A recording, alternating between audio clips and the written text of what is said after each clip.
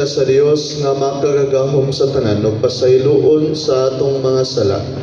Dadonon ta kita niya ngadto sa kinabuhing dayon. Himaya sa Dios dito sa langit.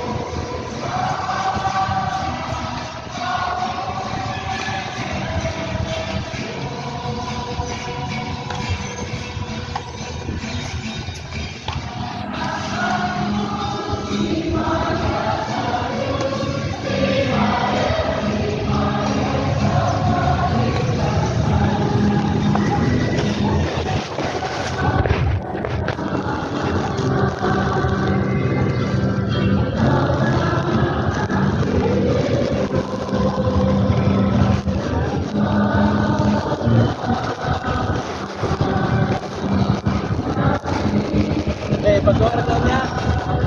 Pag-order.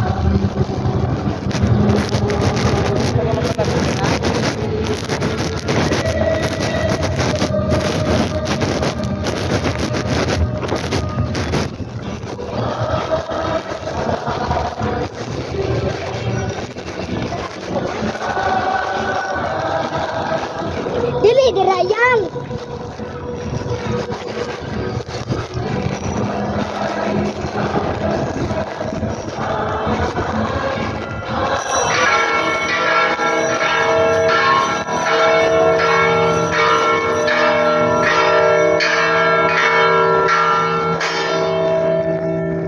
Magampo kita, O Diyos, nga karong adlaw pinagi sa imong bugtong anak. Giamlihan mo pag-usapan ang kanamo ang kaghaan sa kinabuhing dayon. Tapos mabuntog ang kamatayon, hitugod kanamo na ngamoyo kami, nga nagasaulog sa pagkabanhaw sa Ginoo, nga mabanhaw kami diya sa kahayag sa kinabuhi, pinagi sa pagbagbo diri kanamo sa Espiritu Santo. Kini among gipangayo, pinaagi sa among Ginoong Jesucristo imong anak, nga buhi umarewan kanimo sa Espiritu Santo, Dios na usa, hangtod sa kahangturan.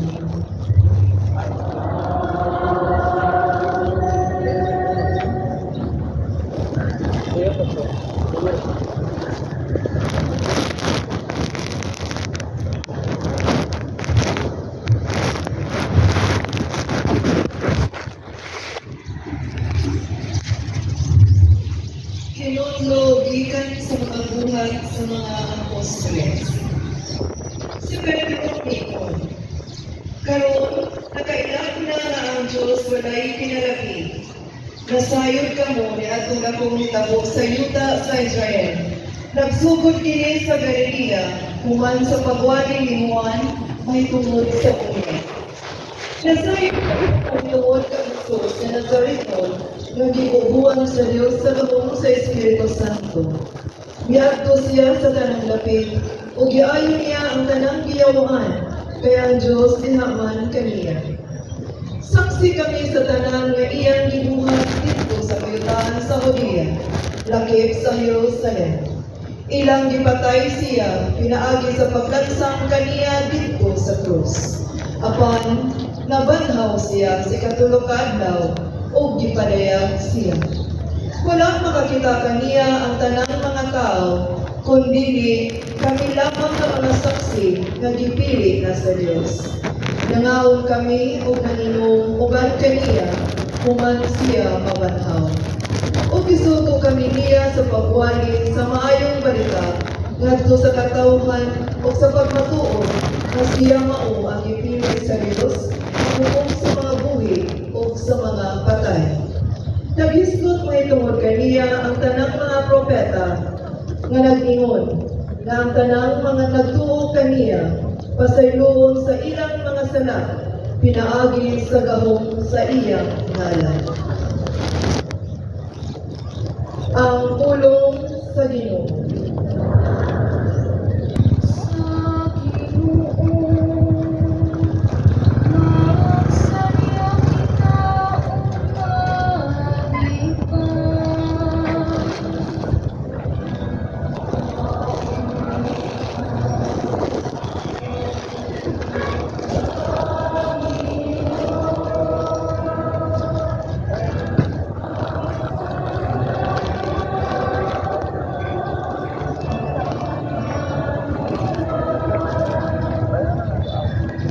Pasalamatin ninyo ang Ginoo, kay siya maayo.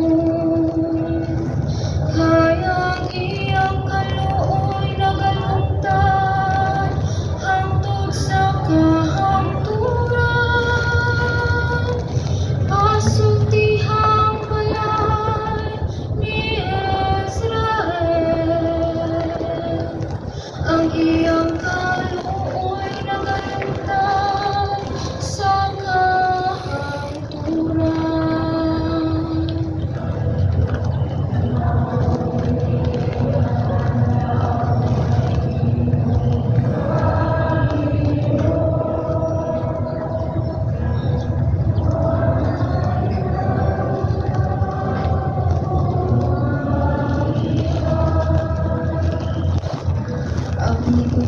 Ang tumong kamo sa Ginoo, gibayawan sa gahom. Ang tumong kamo sa Ginoo, gibayawan.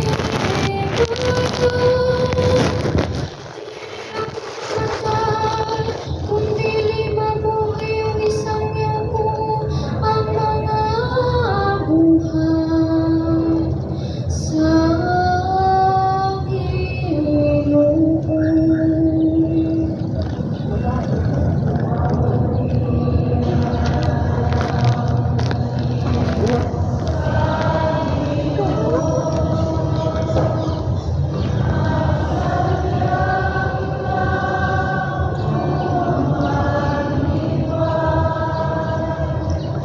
ang mga bato nga gisanikwa sa mga magtutuo, nahimong bato sa kanto. Sa Ginoo nahimo kini,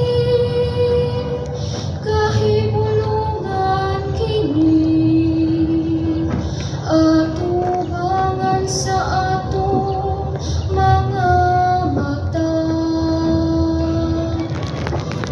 Mao kini ang adlaw nga gihimo sa Ginoo.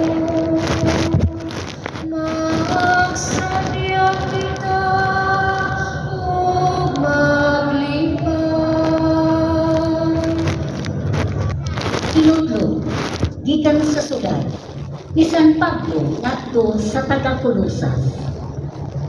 Sanglit gibanhaw naman kamo uban ni Kristo. Tinguhaa nga ang mga butang nga atoa sa langit diin naglingkod si Kristo sa iyang trono sa tuo sa Dios. Kuna-kunaa nga ang mga butang langit no dili ang yutan kay namatay na kamo ug ang inyong kinabuhi natago uban ni Kristo diha sa Dios.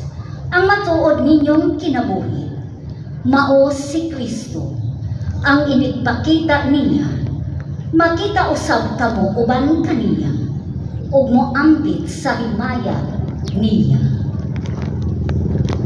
Ang pulong sa Ginoo.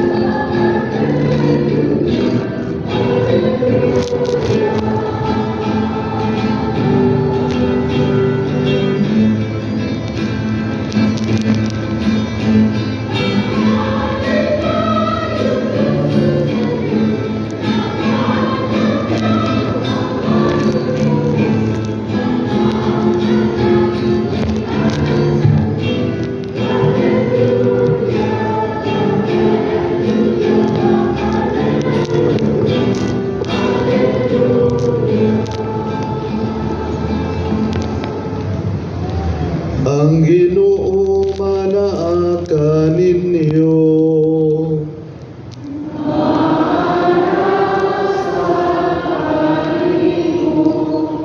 Kinutlugikan sa Ebanghelyo sumala ni San Juan.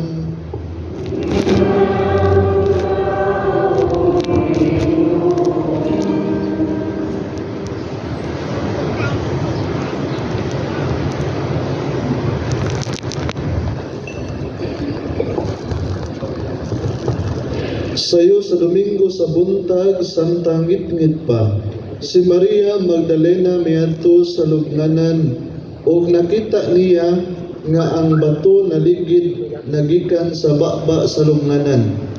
Midagan siya ug miadto kang Simon Pedro ug sa tinun-an nga gimahal ni Jesus ug giingna niya sila.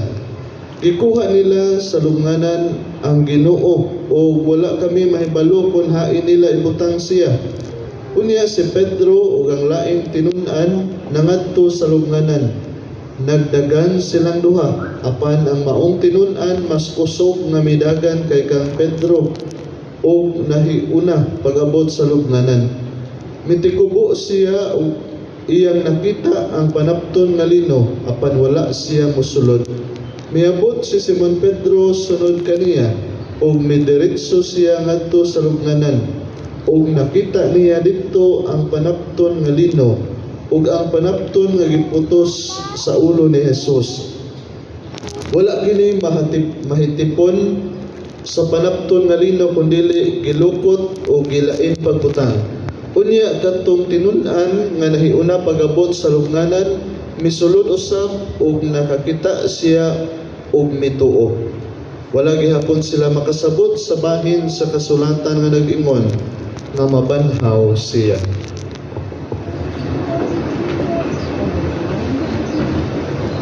Ang Ebanghelyo sa Ginoo.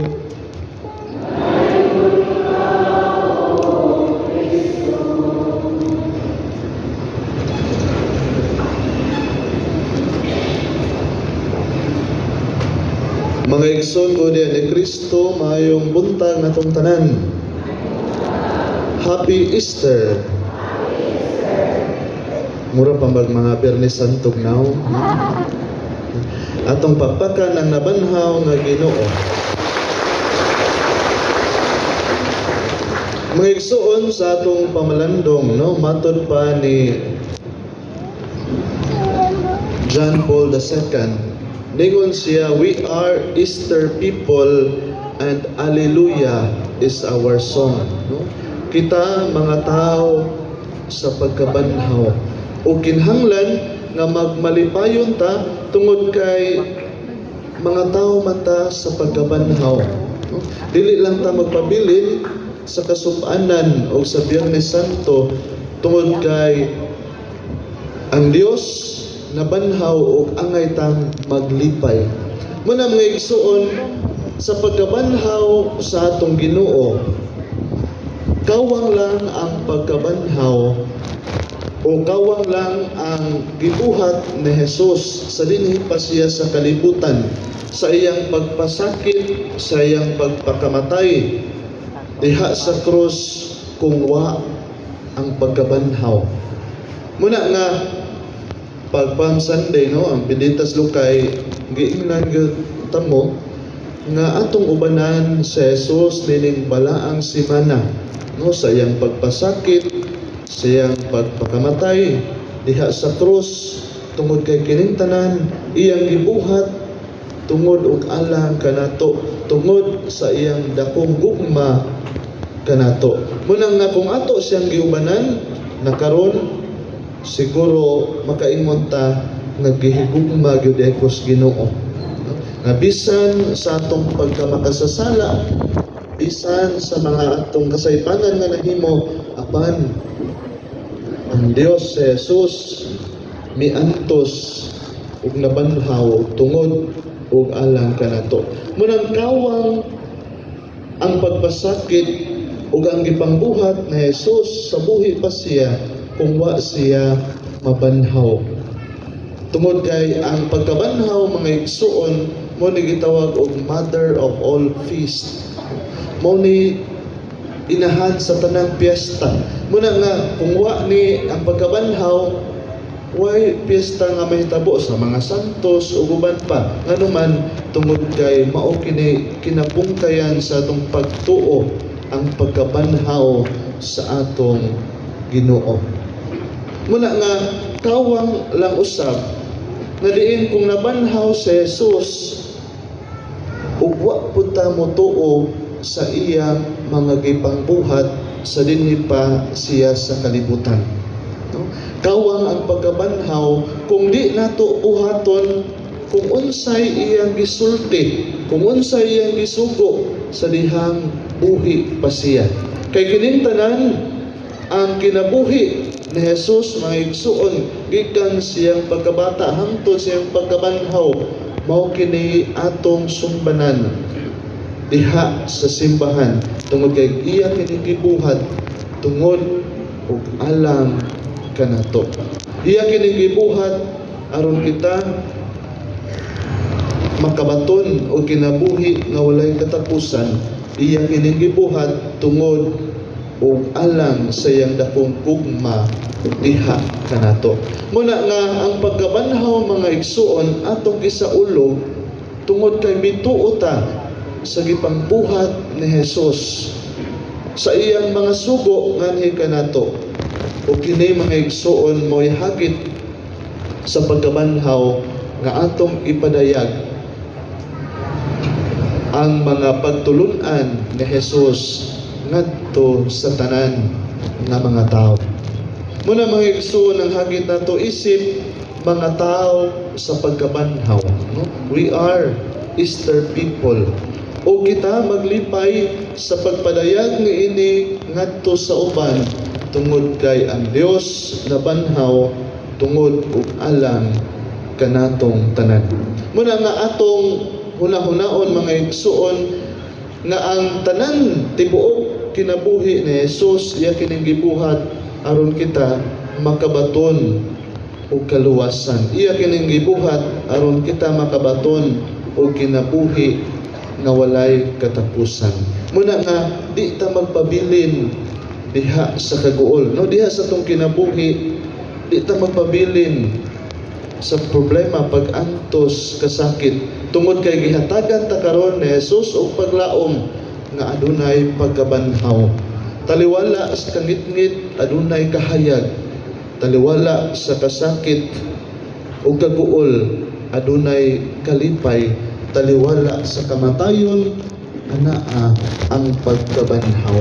Muna nga hagit sa ebanghelyo mga igsoon nga the final word is not death. Ang katapusang pulong dili kamatayon, ang katapusang pulong dili ang paghilak, ang katapusang pulong dili ang kasubo o kaguol, kundi ang katapusan nga pulong mao ang kalipay. Ang katapusang pulong mao ang pasaylo. Ang katapusang pulong mao ang pagpadayag sa gugma sa Dios dinhi kanato. Ug mao ni atong hinumduman mga igsuon kung unsa ta gihigugma sa Dios. Nga bisan pa man sa atong mga pagbuwang sa atong kinabuhi, ang Dios mipakita sa iyang dakong gugma kanato. Pinagi siyang pagpasakit, pagpakamatay diha sa krus ug iyang gitapos diha sa pagkabanhaw aron kita ngayang mga tinun-an maglipay tungod kay ang Dios mihatag kanato paglaom sa atong kinabuhi. Munang sa atong kinabuhi mga igsuon, siguro sama sa mga tinun-an ni Jesus sa ebanghelyo karon mo eksperyensya sa tag kasubo, no? Mo eksperyensya sa tag mga kasakit o problema. Gani sa ebanghelyo karon nagsubo ang iyang mga tinun-an tungod kay namatay si Jesus o gilubong si Jesus. Gani sa katapusan sa ebanghelyo ningon nga wa gihapon sila kasabot sa giingon ni Jesus nga mamatay siya o mabanhaw siya. Muna nga diha silang kaguol, diha silang kahingawa, ang Dios mipadayag kanila nga nabanhaw siya. Muna sa ato pong kinabuhi mga igsuon, siguro maka-eksperyensya sa tagkamatayon diha sa atong kinabuhi, pinaagi sa atong mga kasakit o mga problema nga atong giatubang, mga krus nga atong gipas-an matag adlaw sa atong kinabuhi. O kung makasugatan ining mga problema ha mga igsuon, muratag naa sa lugar nga ngit-ngit, no? As if we are in a dark place. We are in a hopeless grave and we are in a faithless tomb kung makasugata nining mga problema ha. Pero karon gipakita ni Jesus nga di na maoy katapusan kundili anaa ang kalipay, anaa ang pagkabanhaw, anaa ang gugma sa Dios. Muna nga bisan asa ta nga kangit-ngit, bisan kita nakasa, kita kanunay gipangita sa Dios aron iya tang banhawon ug aron iya tang hatagan ug paglaom. Munang mga igsuon ni ining pagkabanhaw sa atong Ginoo, angay tang maglipay, angay natong daygon ng Dios ug diha sa atong kalipay atong ipadayag kini ngadto sa uban isip mga tinun-an ni Jesus nga ang Dios buhi ug dili patay. Muna nga matud pa ni John Paul II, we are Easter people and Alleluia is our song. Happy Easter ninyong tanan.